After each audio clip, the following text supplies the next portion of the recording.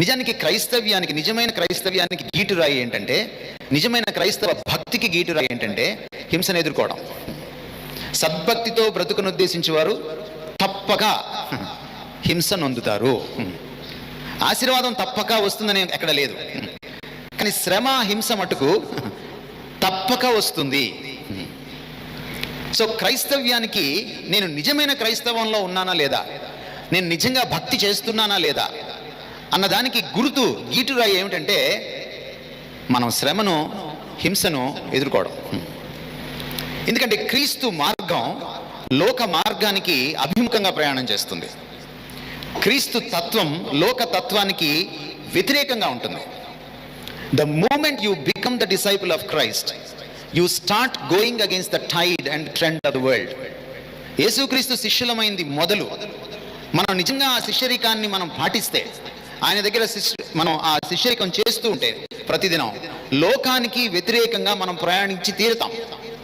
ఎప్పుడైతే అది జరుగుతుందో, అది ఇంట్లో ఉండొచ్చు శ్రమ, అది వీధిలో ఉండొచ్చు, అది పక్కింటి వాడితో ఉండొచ్చు, అది ప్రభుత్వంతో ఉండొచ్చు, అది ఒక మతోన్మాదుల గుంపుతో ఉండొచ్చు, అది ఎవరితోనైనా ఉండొచ్చు, ఇది ఖచ్చితంగా జరుగుతుంది.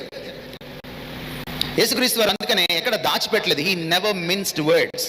ఆయన అటు ఇటు కలిపి కర్ర ఇరగకుండా పాము చావకుండా ఆయన ఎప్పుడు మాట్లాడలేదు. ఆయన చాలా ఖచ్చితంగా చెప్పాడు, మీరు హింస నుండి తీరుతారు, you have to face it. మరొక విషయం ఏంటంటే ఇక్కడ మనం చెప్పుకోవాల్సింది, ఒక క్రైస్తవుడు అసలీనా నకిలీనా తెలుసుకోవాలంటే హింస వచ్చి తీరాలి. హింస మీద పడినప్పుడు అసలు క్రైస్తవుడు దేవుణ్ణి హత్తుకుంటాడు. మిషనరీ అంటాడు, ఒకవేళ శ్రమ, హింస నన్ను క్రీస్తుకి దగ్గర చేస్తే ఎంత శ్రమ అయినా, ఎంత హింస అయినా రానివ్వండి అంటాడు. If the suffering and persecution can make me closer to Christ, then whatsoever, అది ఎలాంటి హింస అయినా, అది ఎలాంటి శ్రమ అయినా రానివ్వండి, నేను ఆహ్వానిస్తానంటాడు. అది ధన్యత. కనుక ఇక్కడ తేలిపోతుంది అనమాట. హింస వచ్చినప్పుడు ఒక రకంగా మనం మన ఆర్ఎస్ఎస్ సోదరులకి, ఇందాక చెప్తున్నా మన నక్సలైట్ సోదరులకి, లేకపోతే మనల్ని హింస పెడుతున్నటువంటి ప్రభుత్వాధికారులకి, అవినీతి అధికారులకి, తప్పుడు కేసులు బనాయిస్తున్న వారికి మనం ఒక రకంగా థ్యాంక్స్ చెప్పాలి. ఎందుకంటే they are pushing us towards the person of Christ. నా భక్తిని పెంచుకోవడానికి, నా భక్తిని సాధించుకోవడానికి, ఎందుకంటే భక్తిని సాధకం చేయాలని, భక్తి కోసం ప్రయాసపడాలని, భక్తి తనంతట తానే పుట్టదని పౌలు తిమోతికి రాసిన పత్రికలో, మొదటి పత్రికలో సుస్పష్టం చేశాడు. సో భక్తి సాధకం చేసుకోవడానికి, భక్తిని అభ్యాసం చేయడానికి, భక్తి చేయడం అనేది ఒక ఆధ్యాత్మిక కసరత్తు కనుక దానికి నన్ను ప్రేరేపించే శత్రువులు వీళ్ళు. Thanks to God for them. వాళ్ళ గురించి మనం అందుకనే సంరక్షించాలి.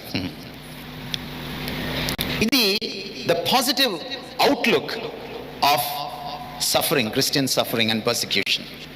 హింసకు, శ్రమకు మనం వాటిని చూస్తున్నప్పుడు ఒక సానుకూల దృష్టిపథంతో, వాక్యానుసారమైన సానుకూల దృష్టిపథంతో దాన్ని మనం చూడాలి. ప్రభు అన్నాడు, హింస మీ మీద పడినప్పుడు, శ్రమకు మీరు లోనైనప్పుడు మీరు సంతోషించండి, ఆనందించండి. వాక్యానుసారమైన ఈ దృష్టిపథం మనకి లేదనుకోండి, మనం సంతోషించలేము. మనం ఎవరో ఒకళ్ళ సానుభూతి కోసం ఎప్పుడు చూస్తూ ఉంటాం, లేక ఇతరుల్ని చూసి మనము ఏమిటి వాళ్ళందరూ ఇంత ఆశీర్వాదం పొందుతున్నారు, నేను ఒక్కడినే ఇలా ఎందుకున్నాను అనేటువంటి ఒక దిగులు, గుబులు మనల్ని పట్టుకుంటుంది. ఎందుకంటే ఈ రోజున టీవీ ఆన్ చేస్తే, యూట్యూబ్ ఆన్ చేస్తే పాస్టర్లు చెప్పేది ఏమిటంటే, మీరు హింస పొందుతారని చెప్పట్లేదు, మీరు శ్రమ పొందుతారని చెప్పట్లేదు, అసలు మీరు పాపంతో పోరాడాలని చెప్పట్లేదు, మీకు అన్నీ వచ్చేస్తాయి అని చెప్తున్నారు. ఇంకా నా దగ్గరికి వస్తే ఇంకా ఎక్కువ వస్తాయి అంటున్నారు. ఇక్కడ కానుకిస్తే దీనికి 10 వస్తుంది అని అబద్ధాలు చెప్తున్నారు. ఆరాధనకు వస్తే అప్పులు పోతాయని చెప్తున్నారు. మన ఈ మధ్య ఆయన చెప్తున్నాడు, మన దేవుడట ఆయన్ని ఆరాధిస్తూ ఉండాలట, ఆయన్ని పొగుడుతూ ఉండాలట. అలా పొగిడి పొగిడి పొగిడి ఆయన ఉబ్బి తబ్బి బయటట. ఆ తర్వాత మనం ఏం అడిగినా ఇచ్చేస్తాడంట. అలాంటి దేవుడా ఈ దేవుడు? తనకేదో కొలువైనట్టు మనుషుల చేతులతో సేవింపబడేవాడు కాడు ఆయన. మన కోసం, ప్రజల్ని ఆకర్షించడం కోసం బడా చర్చలు కట్టుకొని, ఆ ప్రజలు రాకపోతే, కానుకలు రాకపోతే మెయింటెనెన్స్ కష్టమైపోతుంది కనుక వాళ్ళు విలాసాల్లో తులతూగడం కోసం ప్రజల్ని అబద్ధాలు చెప్పి మభ్యపెట్టి దేవుడి స్వరూపాన్నే మారుస్తున్నారు. వీళ్ళు విగ్రహారాధికులు, వీళ్ళు ఆరాధికులు కాదు. దేవుని స్వరూపాన్ని మార్చే ప్రతివాడు అతడు దైవజనుడైన విగ్రహారాధికుడే. ఇది వాస్తవం. కానీ మీరు ధన్యులు, ఎందుకంటే మీరు హింసను ప్రత్యక్షంగా అనుభవిస్తున్నారు, మీరు శ్రమను ప్రత్యక్షంగా అనుభవిస్తున్నారు. కనుక మనం చూసుకోవాలి, యేసుక్రీస్తు వారి నామాన్ని నేను పట్టుకున్న మరుక్షణం నాకు హింస తప్పదు. మీకు ఒక రకమైన హింస ఉంటుంది, టౌన్లో ఉన్న వాళ్ళకి ఇంకొక రకమైన హింస ఉంటుంది. ఇటు హింస ఎవరికి ఉండదంటే, లోకంతో దోస్తీ చేస్తూ చెట్టు పేరు చెప్పుకొని కాయలు అమ్ముకుంటే బ్యాచ్ ఒకటి ఉంటుంది, వాళ్ళకి హింస ఏమీ ఉండదు. వాళ్ళు దేవుడి పేరిట చలామణి అవుతారు. ఇందాక ఆయన చెప్తున్నారు కదా, కాన్ఫ్లిక్ట్ జోన్లో ఉండేవాళ్ళు కొంతమంది, కంఫర్ట్ జోన్లో ఉండేవాళ్ళు కొంతమంది అని. A true Christian cannot be comfortable wherever he is or she is in the world.